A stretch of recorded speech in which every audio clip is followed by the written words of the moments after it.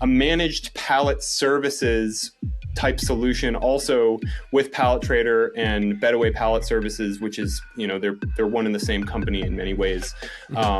We also can help with that because you probably don't have time to figure out, hey, should I be using mostly rental or should I be using mostly whitewood? Should I be using block pallets, stringers? Do I need heat treated and how many? And who do I go to? Right. So we can actually take care of that for you and be that value added partner, not just a marketplace, but as actually pallet solutions, really.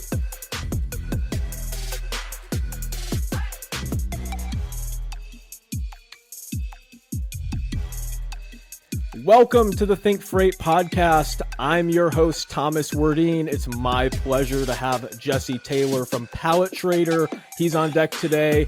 Jesse, welcome to the ThinkFreight Podcast. How you doing? I'm doing great. Thanks for having me on.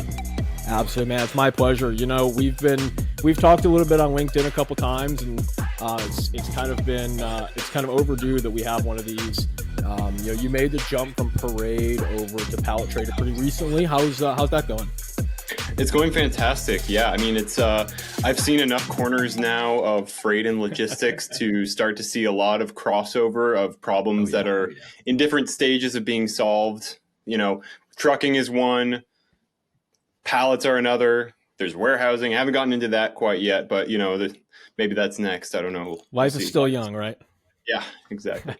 No, that's awesome, man. So what I want to do is I kind of want to dive a little bit into, a little bit of your background, how you got into the, beautiful and sexy world of freight and logistics and overall like pallets in general. We'll kind of talk about the world of pallets and freight and how they move because, pallets kind of are everything. They kind of are how all freight moves. So we'll kind of dive into that. So why don't we dive into like your background and how you came into this awesome realm? Yeah, for sure. So, I got into the logistics industry, the sexiest thing alive, really, through originally starting in sales development at Convoy. So I live here in Seattle.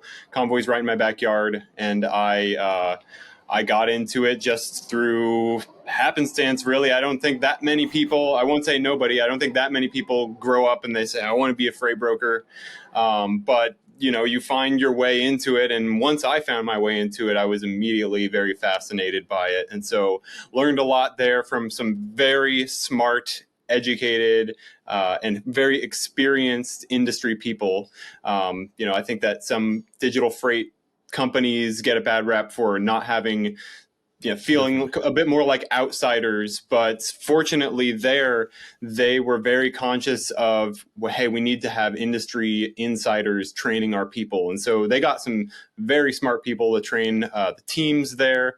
And I got the chance to be one of them. So was really involved in starting the sales development program there. I was one of the early folks there. Then I moved on to kind of more software, but then quickly was fascinated by a new startup called Parade, which was basically taking all of the data that any freight broker has about their carriers, about their loads, and running optimization and automation off of that stuff. So I started at Parade as a sales engineer and moved into sales, and that was a lot of fun. Met some very smart people and interviewed probably thousands of full truckload freight brokers during my time there. So that was a lot of fun.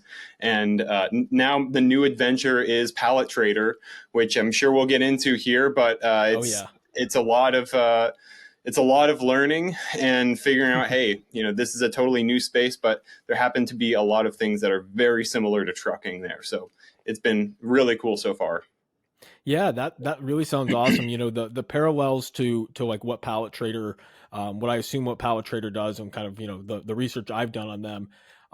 What it really does, is what the whole industry, like it encompasses the whole industry, right? Like you can't really move things unless you want to floor load them without pallets.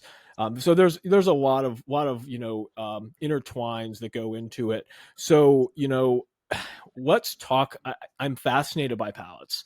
So, I had Matt Leffler, he's the armchair attorney. I had him on recently, and we talked a little bit about trailers and kind of our fascination kind of with those, because they are the boxes that hold the goods and have to be used to transport them. There's really no other way. We haven't put them on drones yet.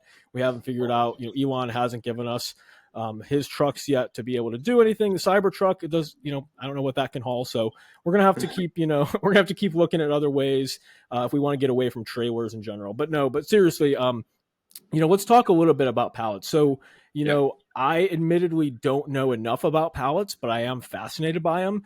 So talk to me a little bit about pallets. Like what the heck are they and why are they so important? Yeah, and so this is been a lot of new information for me, but they're obviously important for everything that you state, everything that moves across America. If you're ever explaining to grandma during Thanksgiving what you do, well, one of the first things you probably say if you're in the trucking industry is, well, everything that you own in your house moves on a truck. It got there in a truck. But if you dive even deeper, everything also was on a pallet on that truck. Oh. So that's like the background noise of the background noise of the economy. So, there are a lot of different types of pallets, it turns out. And most shippers have not yet thought strategically about sourcing pallets and optimizing on cost, because it's kind of like trucking was 15, 20 years ago, where, you've maybe got your one or two local vendors that you go and talk to and you make a couple phone calls and you kind of get the price that they give you and you build those solid personal relationships there too. Right. But I think that more and more shippers, more and more manufacturers, transloaders, anybody who buys pallets is starting to think more strategically. How do I minimize costs? How do I make sure that I'm going to the right vendors all of the time to find my pallets and ensure quality, tracking claims, all of those things that have not been given much of a paper trail to go and run reporting and data analytics on. And now there is that, because pallets are that backbone. They're everywhere, and they're a huge expense, actually, it turns out. And instead of just being a line item expense of, hey, here's how much our rent is, and here's how much the toilet paper in the bathroom is going to cost us, and here's how much we spend on pallets. Let's get more strategic about this. And so that's kind of where the pallet space is going. There wasn't all that much to it, but maybe there should be. Now, you touched on some interesting things there. Do you think that shippers realized how inefficient they were with their pallets because of, the COVID pandemic and all of the surge of volumes and them, number one, not having a lot of that freight? But do you think that how was the pallet? Like, obviously you weren't there, but I'm sure the pallet supply chain was also, impacted and there probably was a shortage of pallets at some point. Can you touch on anything about that? Yeah, a little bit. So you're definitely spot on. The pallet industry was very much impacted by that. And it was exacerbated when we think about the additional factor of, hey, what goes into pallet prices and pallet costs? Right. It's lumber prices. And so if lumber prices are up, which they were crazy. The roof. Yeah. So you look at new building construction, new home construction, that's going to impact the lumber costs. So that's going to impact the pallet prices and the availability. Anybody who wanted to buy a pallet, it was like trucking. If you had a pallet for me, I'll pay whatever you want. I need pallets. So it was very much like freight capacity in that sense during COVID. And now it's kind of cooled down and it's really headed in the other direction. Again, much like trucking, I'm sure most of your listeners are feeling that pain right now and trying to work through it and figure out how to stay agile and be value-added partners. And that's what every pallet vendor is trying to do right now as well, because the prices are much lower right now, and we're seeing everybody getting more and more strategic on cost and supply and things like that. Yeah, that makes sense. And what do you see in that shipper space of, how are they trying to, I guess, optimize their pallet size? So I'll give a little bit of context. So I worked for a shipper for a little while, and we were very bad at being optimized for pallets. Now, this was around 2018. This was right before the pandemic.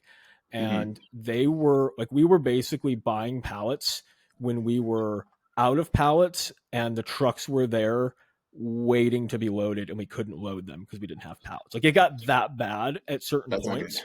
Yeah, it's not good. And it just became and this was like a weekly thing where it was just someone wasn't checking pallets, or the yard guys aren't telling us. So it was very interesting to see that, like, that switch, because they started to feel that too, where it was like, they could order pallets a week out, they'd get here, but if they needed pallets in an hour, they're paying 10 times the premium, because not only that, they've got to pay a courier to go get however many pallets they need. So it's not it's not a long-term solution. So how have you seen some of these shippers kind of start to optimize? And are they, and you mentioned a little bit earlier, there are a lot of different kinds of pallets. So is there like a different option than just a standard wood pallet that, shippers are kind of moving to, as those, traditional wood pallets did get more expensive throughout the pandemic? Yeah, heard a lot of interesting stuff there, and I really liked just hearing that story of, hey, we would run into this every week, Yeah, it was and awful. still, like, because it's not that much to order pallets, but if you're not paying attention to it, it'll just get away from you. So, yeah, as far as to answer that first piece of the question, that is one area where PalletTrader is helping, is you can automatically order your pallets there. So Oh, instead of interesting. saying, hey, I need to remember to pick up this phone call, hey, the pile of pallets is getting low, I need to make this phone call, it can be, hey, we took stock to see how many pallets we were using and how many we needed. So we'll automatically have a recurring post on PalletTrader saying, hey, we need 500 pallets a week, and it needs to be 48 by 40 stringer pallets. You can get into all this lingo. Pallets, man, there's a lot of lingo, and I'll get to that in the second part of your question. But really, to automate the posting of the needs out there, and basically you're automating mini RFPs, because you're not just going to order, you're putting your needs out there, and all the vendors are going there to say, hey, here's my price, here's my price, here's my price on this. Right. There are different grades of pallets too. So first of all, there's automatic posting of your needs of pallets on there, and that can absolutely prevent that headache from happening. The second piece is, are there different kinds of pallets, and what are they? There are so many kinds of pallets. It's insane. There are Let's a dive into couple that for main. sure, because we need to know, like, Yeah. what are these like pallet, like, what are these, like, most people know they're traditional wood pallets, they come in, they're just, Mm-hmm. if you don't see them brand new, they're beat to crap, so tell Yep. us a little bit more, like, what Yeah. kind of pallets are there? Yeah. So I would say that there are two main models for getting pallets. There are rental pools, and then there's just purchasing pallets to own. And maybe there's some Okay. others that I'm not so well versed at, but those are the two main ones. The rental pools are your Cheps and your Picos. If you see a blue or a red pallet out there, it's a block pallet, so it's a little bit heftier than when you just think of pallet. It's with blocks rather than kind of 2x4s. I'm probably not doing it justice, but they're more heavy duty. They can take more weight, and you don't buy the pallet. You buy you have an annual contract usually with those pallet rental companies. Okay. And there are all sorts of ways to optimize that and reduce costs there.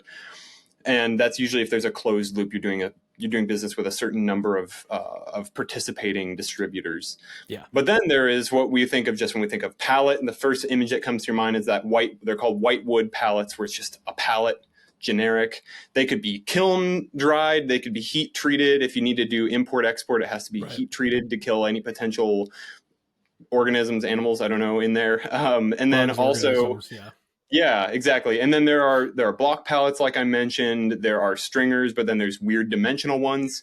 There's also plastic pallets, which would fall usually into more of the rental pool. So, if you have, there are a couple of providers out there that do rental pool, but it's specifically plastic pallets, which are super durable. They're reusable.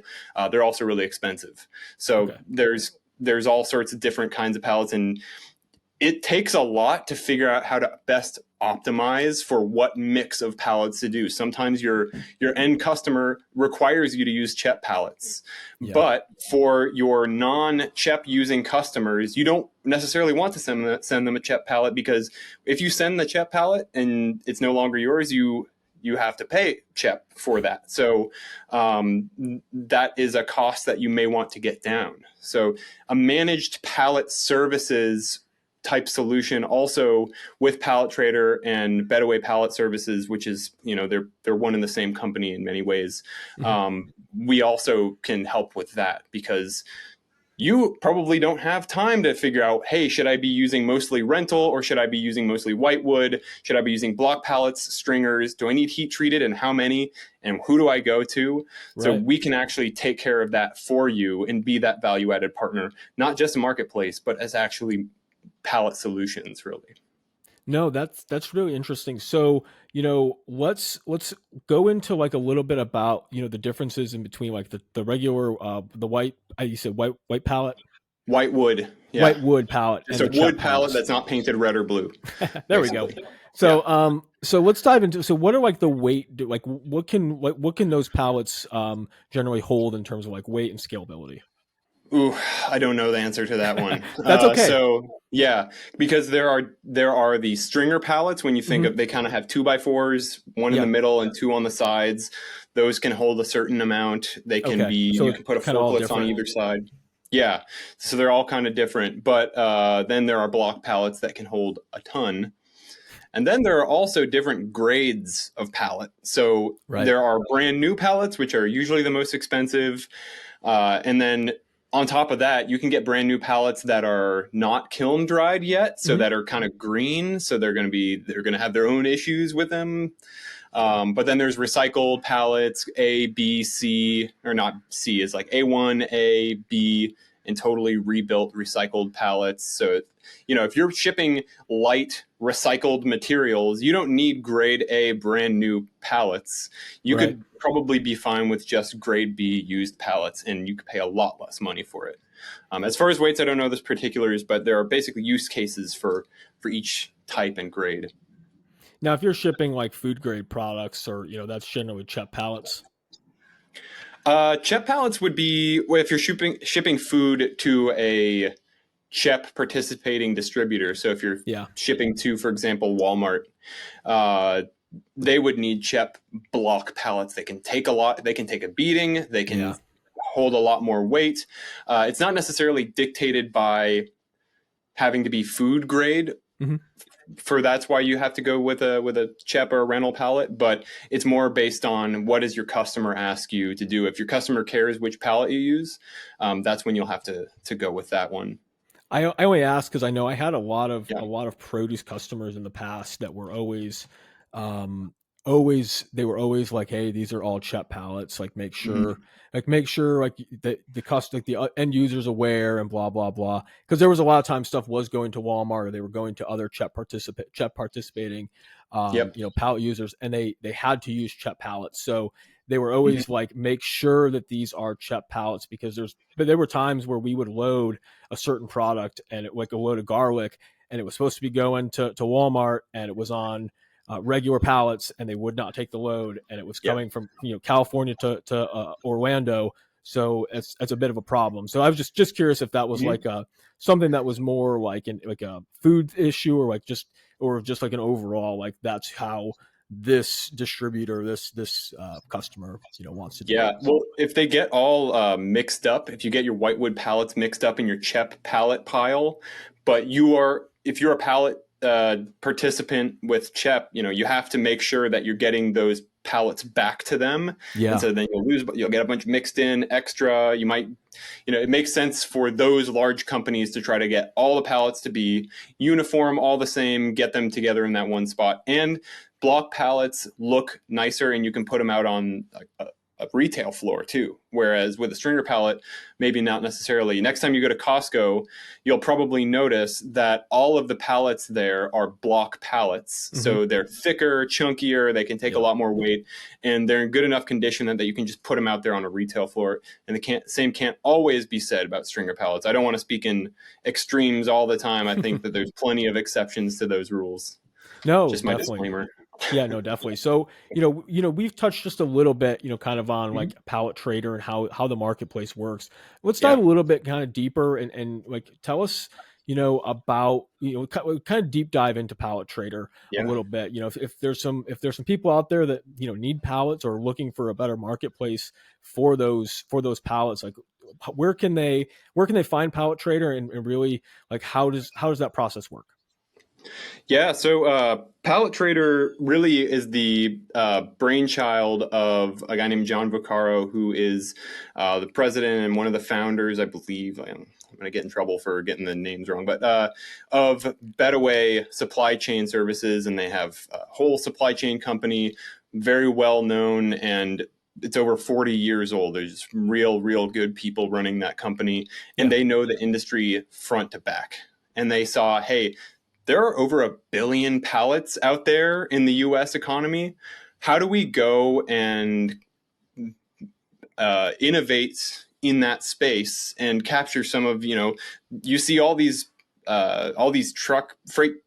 freight brokerage and trucking companies doing all of this innovation and disruption and making a killing from it.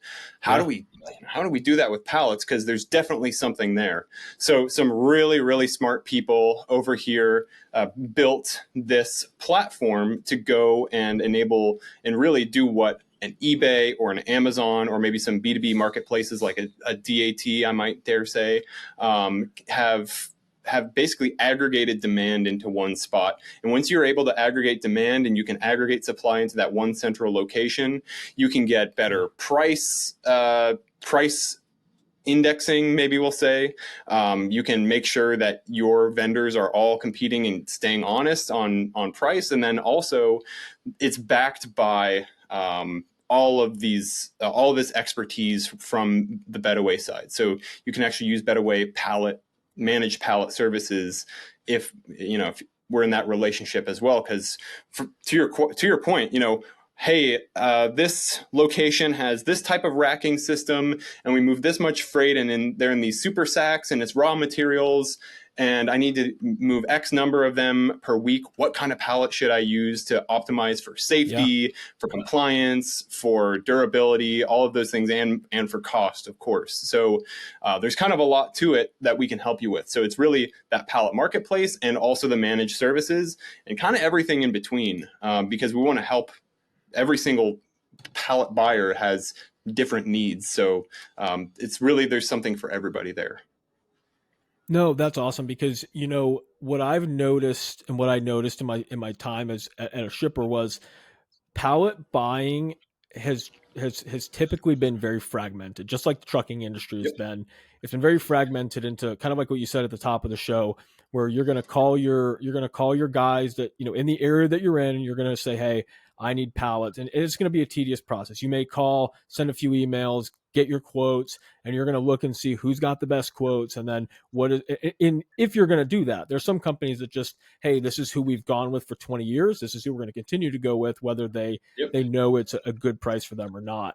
So I think it's really interesting and really awesome how you guys are taking the approach to pallets and really trying to, create an overall marketplace where everyone can say, hey, we need pallets. Let's go to Pallet Trader. This is the marketplace. Kind of like, if you're going to post a truck, you think, okay, I'm going to go post it on DAT. I'm going to go post it on Truck Stop. Those are the two biggest names in that space.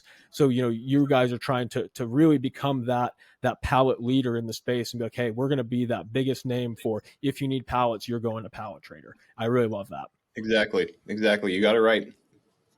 No, Jesse, I really appreciate you guys coming on and talking to me about, your background, Pallet Trader, and kind of, teaching us a little bit more about pallets and how they function within freight. A lot of people, especially, I know freight brokers, especially, not picking on you guys, but we don't think about, pallets as much because we're just moving them, right? We're just sitting here saying, hey, we're picking up 15 pallets, picking up 10 pallets, picking up XYZ pallets. So it just comes down to knowing exactly, how these things impact the economy and how they impact our overall good movements. Jesse, I really appreciate you coming on the ThinkFreight podcast today. Where can people find you online? Yeah, you can find me on LinkedIn, just Jesse Taylor. Hopefully, if you're in freight, the algorithm is smart enough to direct you to mine. Also, check out PalletTrader.com. And also, you can, I was going to say check me out on Twitter, but I'm not on Twitter, so I don't know why I was going to say that. So yeah, PalletTrader.com, Jesse Taylor, LinkedIn.com/in/J-Taylor. I post content about pallets sometimes. And yeah, thank you so much for having me. Love kind of nerding out about freight in general, but especially pallets these days. So it's been a great chat. Absolutely, man. We'll definitely have to have you back on. If you guys like today's show, go ahead and give it a like. Let Jesse know, he's got to come back on the show again. And don't forget to check out our newsletters. They drop on Monday and Wednesday, thinkfreight.io. And we'll catch you guys in the next episode. See ya.